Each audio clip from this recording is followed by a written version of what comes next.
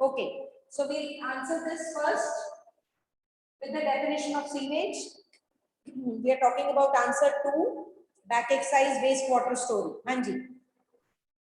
Sahajveer The was untreated wastewater released by the houses is called sewerage.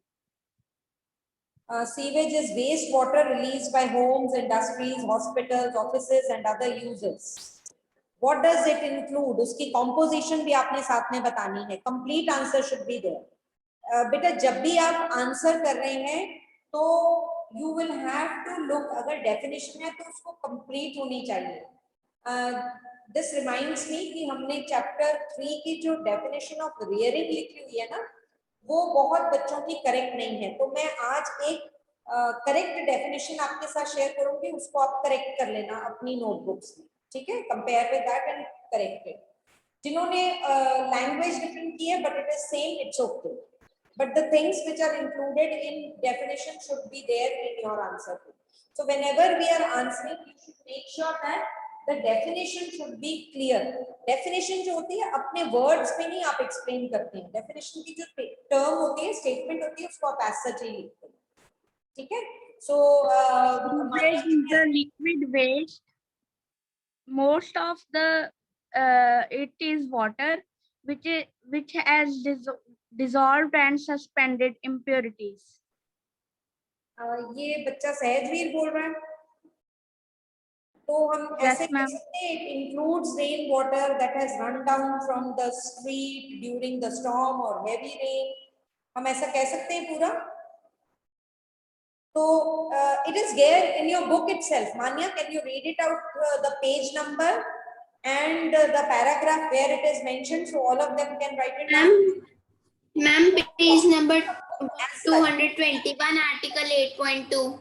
हाँ जी बेटा. Page number 221, article 8.2. बिल्कुल ठीक है. Page number 222 and you can read it out. बोलो एक बार. सहजवीर आपने बिल्कुल ठीक बोला था, हम एक बार कंपाइल कर रहे हैं फिर से डेफिनेशन. हाँ जी. Sewage is a waste released by homes, industries, hospitals, offices, and other users. It includes rainwater that has run down the street during a storm. Sewage is a liquid waste. Most of its water has dissolved and suspended impurities. These impurities are called contaminants. Contaminants. बस this much is enough. फिर उसके बाद हाँ जी बेटा. Second part is left. Why shouldn't it be released in water bodies? We'll ask someone else why it is harmful to discharge untreated sewage into rivers and seas. I want Verleen to answer me.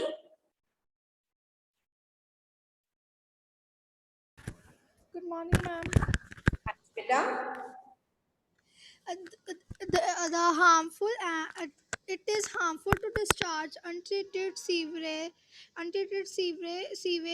into seas or rivers because it will pollute them. The polluted water will come into our homes through taps, and it may cause many diseases. बिल्कुल ठीक. Someone else wants to add something. पहला point इसमें आप लिखेंगे, definition आपकी हो गई है ना, पेज 222. जो बी पार्ट है ना, ये ए पार्ट है. B part why is harmful for what? If it is mixed into the water bodies, it will harm aquatic life. Yes. अगर हम इसको अनट्रीटेड सीवेज को अगर हम वाटर बॉडीज में डाल देते हैं तो वाटर बॉडीज में जो प्लांट्स और एनिमल्स हैं जिसको हम एक्वेटिक लाइफ कहते हैं, उन सबको नुकसान होगा. They will get harmed, they may die. उनकी जो नॉर्मल फंक्शनिंग है उससे फर्क पड़ेगा. दूसरा, जो सीवेज होता है, सीवेज में क्या है? It contains suspended impurities. Suspended impurities उसमें प्रेजेंट है. Yes, contaminants present है.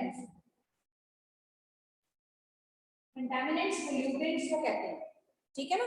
So it has contaminants also, it has suspended impurities also, and it has certain other saprotrophic disease causing bacteria. इसमें disease causing microbes are present. ये सारी चीजें जो हैं they are present in the sewage. ये सारी चीजें सीवेज में present है, and it will cause total contamination. What it will include to? If mixed with water, it will pollute. क्या कर लीड करेगा? पहली बात, it will pollute the water body. Yes, चाहे वो river है, चाहे वो lake है. It can also lead to diseases. कौन से diseases? Waterborne diseases.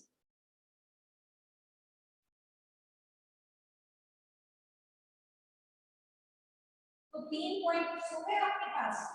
पहली बात, it will harm aquatic life. दूसरा, it will pollute water body. और तीसरा, it will cause waterborne diseases. Anything else you want to add? और कुछ इसमें ऐड करना चाहिए हमें? Is it okay with you? समझ आ गई बात आपको? अगर हम पहले आप देखेंगे कि सीवेज क्या है ना? Sewage is suspended, it contains all these things. If it is mixed with water, then it will pollute water body. It can also cause waterborne diseases and it will harm the aquatic life. तो तीन चीजें जो है it is going to cause. थोड़ा सी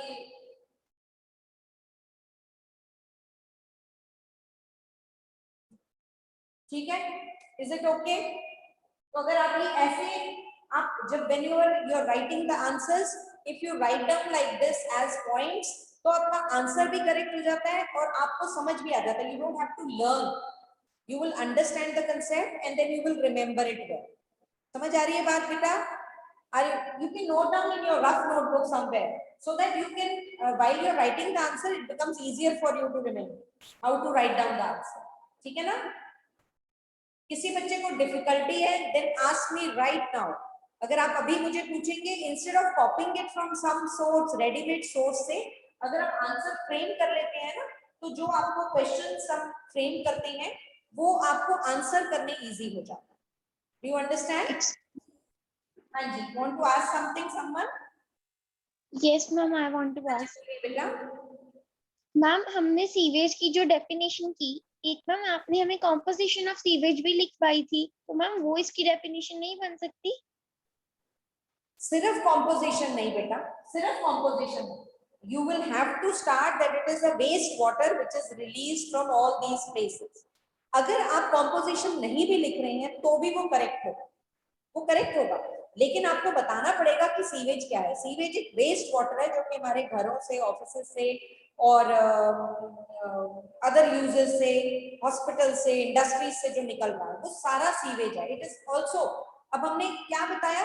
हमने sewage के बारे में क्या बताया कि सीवेज वो वेस्ट वाटर है जो घरों से निकल के हॉस्पिटल से, इंडस्ट्रीज से और जो बाकी के यूजर्स हैं वहां से आ रहा है. लेकिन हमने क्या रेन वाटर छोड़ दिया, वो भी मिक्स हो जा रहा है. So it is also waste water. Rain water तो वेस्ट हो रहा है ना जब तक वो हमारे यूज में नहीं आ रहा. So it is getting wasted. So that is also part of जो हमारी स्ट्रीट में आ जाता है. हमने वो वाटर की बात नहीं कर रहे जो हमने ट्रैप कर लिया बाय रेन वाटर हार्वेस्टिंग. वो वेस्ट वाटर नहीं है, वो सीवेज नहीं है. वो सीवेज रेन वाटर वो वाला सीवेज है जो कि स्ट्रीट में आ गया, पानी ऊपर से हमारी छतों से बह के रोड्स के ऊपर जो बह रहा है वो सीवेज के साथ मिक्स हो रहा है. वो वेस्ट वाटर. जो रेन वाटर हमने रेन वाटर हार्वेस्टिंग से टैप कर लिया, ट्रैप कर लिया, वो वेस्ट वाटर नहीं, वो सीवेज नहीं. समझ आ रही है बात? इसीलिए मेंशन कर रहे हैं कि वो rain water that has come down as a run down in streets. Clear? Thank you. Yes ma'am. तो भी ठीक है. That is right for 1 marks definition. But if you are asked about composition तब आपको जरूर मेंशन करना पड़ेगा. समझ आ रही है बात? Clear to all of you? समझ आ रही है? Very good. नेक्स्ट क्वेश्चन देखिए. I hope this question is clear to you. आपने 2 पार्ट्स में इसको आंसर कर देना है, बिकॉज 2 पार्ट्स है क्वेश्चन के, तो 2 पार्ट्स में ही उसको आंसर कीजिए। तो आप बेस्ट होता है कि इधर आप मेक इट एज 1 और 2 पॉइंट, और 1 2 में भी ये further A B C point कर दो, और अगर आप ऐसा नहीं लिख रहे हो तो मेक इट 2 पैराग्राफ्स एटलीस्ट, और हार्मफुल इफेक्ट्स को अलग अलग लिखो, ठीक है। Next, why should oils and fats be not released into the drains? Explain. Excuse me, ma'am. Answer is there in your book. Yes. हाँ जी बेटा बोलिए अनुभव जी। मैम मैम मुझे वो नहीं मिल रहा। पहले आप अपना वीडियो ऑन कीजिए, हम देखें अनुभव कौन है। देखो तो बच्चे आपको फर्स्ट टाइम मिल रहे हैं, I don't know even your faces, I only seen you somewhere for I think a month or so, I taught you for few classes, I think I taught for you, तो मुझे तो आप याद भी नहीं है ठीक तरह, तो वीडियो ऑन करने को कह रहे हैं। आने पड़ेंगे तो मुझे पता लगेगा ना कौन से बच्चे। हम ऐसे मिलेंगे आफ्टरवर्ड्स तो will not come to know. Switch on your video my dear Anubhav. Yes बेटा, नाउ पास। मैम मैं पूछ रहा था, पेज नंबर नहीं मिल रहा मेरे को। मैम ये जो आपने एक बार मेरे को, चलिए कोई बात नहीं, कोई बात नहीं भी। आपको वेस्ट वाटर स्टोरी चैप्टर का पता है? हाँ जी हाँ जी, उसी के फर्स्ट पेज पे देखिए बेटा। मैम 18.1 वाले।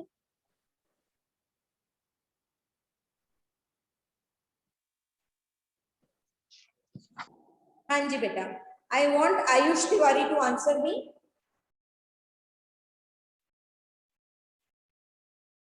आयुष तिवारी, हाँ जी बेटा, kindly unmute.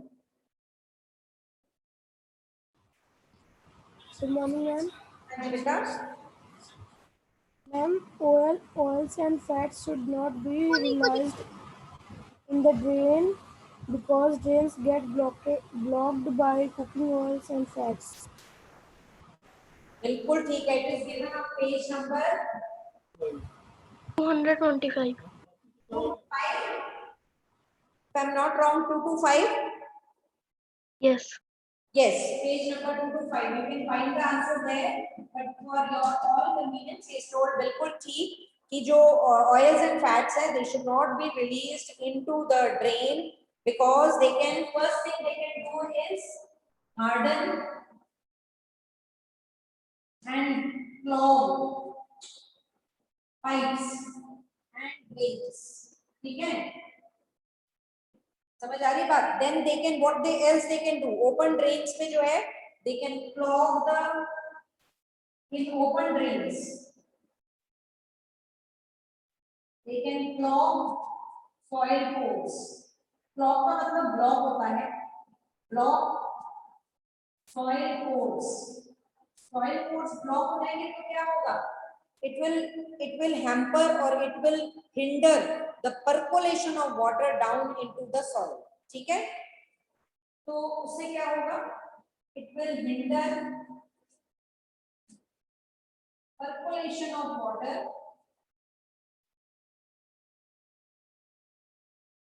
into soil. All right. So they should not be thrown into the drains. Where should be they thrown? They should be thrown into dustbins. They should be thrown into dustbins. Okay. तो ये आपको लिखना जरूरी है साथ में। ये last line जो है that they what should be done, so they should be thrown into the dustbins. तो आपने दो चीजें लिखनी है, तो वो ब्लॉक कर देंगे, पाइप को हार्डन कर देंगे, जो ओपन ड्रेन है उसमें सॉइल कोर्स को ब्लॉक कर देंगे, उससे जो वाटर की पर्कुलेशन है वो हिंडर हो जाएगी, उससे फिल्टरनेस वाटर की जो फिल्ट्रेशन, इससे क्या होता है कि पर्कुलेशन ऑफ वाटर जो मूव करता है ना, वाटर नीचे को थ्रू द सॉइल, हम पानी डालते हैं सॉइल में तो it goes into the soil, that is called as percolation. वो कैसे मूव करता है? जैसे पोर्स होते हैं ना सॉइल में, जो पोर्स होते हैं, will be studying more about it in chapter soil. ठीक है, तो हम पढ़ेंगे इसमें पर्कुलेशन ऑफ वाटर। तो सॉइल में पोर्स होते हैं, उसके थ्रू वाटर मूव कर जाता है। तो अगर वो पोर्स ऑयल और फैट ने ब्लॉक कर दिए, बंद कर दिए, तो वाटर कैसे मूव करेगा? अब अगर वाटर जब नीचे को मूव करता है वो साथ साथ में फिल्टर होता जाता है. This is the natural process of filtration of water down into the soil. तो जो नीचे में पानी कलेक्ट होता है ना, ग्राउंड वाटर जो बनता है, वो नेचुरल वे में फिल्टर होते हुए सॉइल के थ्रू, बहुत सारी लेयर्स ऑफ सॉइल के थ्रू जाके नीचे में जाकर वो प्योर वाटर हो जाता है, जिसको हम ग्राउंड वाटर कहते हैं. और वही हमारे ट्यूबवेल्स या वेल्स या हमारे लेक्स का सोर्स बनता है. तो वो पानी अपने आप प्योरीफाई हो जाता है. लेकिन अगर हमने वहां पर ऑयल और फैट्स डाल दी तो वो होल्स बंद हो गए, उससे वाटर फिल्टर नहीं होगा, पर्कोलेट नहीं होगा, और इससे क्या होगा कि सॉइल वाटर जो है फिल्टर नहीं हो पाएगा. ठीक है, तो इसलिए हमें they should be thrown into dustbins. Excuse me ma'am. What should be done? हाँ जी बेटा बोलिए. मैम एक बारी मैम आप फिर से समझा दोगे मैम, ये फिल्टर कैसे होता है पानी? मैम मेरे नेटवर्क प्रॉब्लम हो रहा था. करेंगे हम, but we will be doing it in chapter soil. बाकी आपको जो मैं इन शॉर्ट ये बता रही हूँ, चैप्टर सॉइल में हमने डिटेल करना है कि जो सॉइल होती है ना, डिफरेंट टाइप्स ऑफ सॉइल्स होती है, उनमें डिफरेंट टाइप्स का टेक्सचर होता है. उसके कारण उनमें होल्स होते हैं. Holes in the sense spaces होती है. सॉइल में होल नहीं होते हैं, सॉइल के जो पार्टिकल्स होते हैं उनमें स्पेसेस होती है. तो उन स्पेसेस के थ्रू वाटर जो है नीचे मूव करता है. It goes deep into the soil. Earth के बीच में जाता रहता है. सॉइल है सारी, वो डिफरेंट लेयर्स है सॉइल के, जिनके बारे में हम चैप्टर सॉइल में पढ़ेंगे. तो वो नीचे मूव करता रहता है, करता रहता है, करता रहता है, और जैसे जैसे it is going down it is getting filtered. Naturally it is getting filtered. और अब क्या होगा when it is doing so, तो अगर वो होल्स जो है या स्पेसेस जो है फैट्स एंड ऑयल से ब्लॉक हो गई तो वाटर नीचे पर्कुलेट नहीं हो पाएगा, उसकी फिल्ट्रेशन प्रॉपर नहीं हो पाएगी, और उससे वाटर कंटामिनेशन होगा. ठीक है, और सॉइल पोल्यूशन तो होगा ही. So it should be thrown into the dustbins. Let us come to next one. Describe the steps involved in getting clarified water from wastewater. Clarified water from wastewater. There is complete detail of the wastewater treatment plant. Yes, wastewater treatment plant वो step wise हमने mention करना. ठीक है, do you understand? First step बताइए मान्या. पहले तो आपने ये लिखना है कि ट्रीटमेंट ऑफ वेस्ट वाटर जो होता है, आप यहाँ पर थोड़ा नोट डाउन करते रहेंगे अपने बुक में भी, because while you writing answer it is a very detailed answer. Yes, उसमें कुछ अननोटेड चीजें भी हैं that you have to ignore, है ना. तो सबसे पहले आप लिखेंगे कि वेस्ट वाटर जो है उसकी ट्रीटमेंट जो है it involves physical, chemical and biological processes. Treatment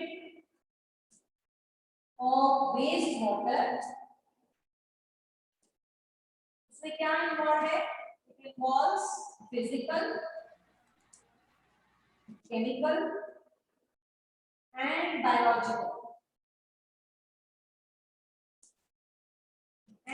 biological processes. इनसे मिलकर हम लोग उनको जो वेस्ट वाटर है उसको हम ट्रीट करते हैं. ठीक है, तो आपने एक तो ये याद रखना है कि इसमें ये सारे फिजिकल, केमिकल, बायोलॉजिकल प्रोसेसेस होते हैं which remove all the kind of physical, chemical and biological matter from water. ठीक है, उसके बाद आ जाइए step 1. so you have to mention it as step 1 and then you have to write down. all right, हाँ जी, I want Hriday Paul to answer me the first step. सबसे पहले क्या करते हैं वेस्ट वाटर ट्रीटमेंट प्लांट में? First, the physical properties like rock, plastic, etc. are removed. पहले हम उसको बाहर स्क्रीन से मूव करते हैं. Waste water is allowed to move through bar screen. उससे क्या होगा, जितने भी लार्ज ऑब्जेक्ट्स हैं जैसे रैग्स हैं या प्लास्टिक्स हैं या ग्लास ट्विग्स हैं या वुड के पीसेस हैं या प्लास्टिक कैन्स हैं, कुछ भी ऐसी चीज है, they will all be removed. ठीक है, अब सेकंड स्टेप में आ जाइए, स्टेप 2. ये आपको दिया हुआ है ना सच बुक में, you have to write down like this itself. हाँ जी, who will tell me the step 2? I think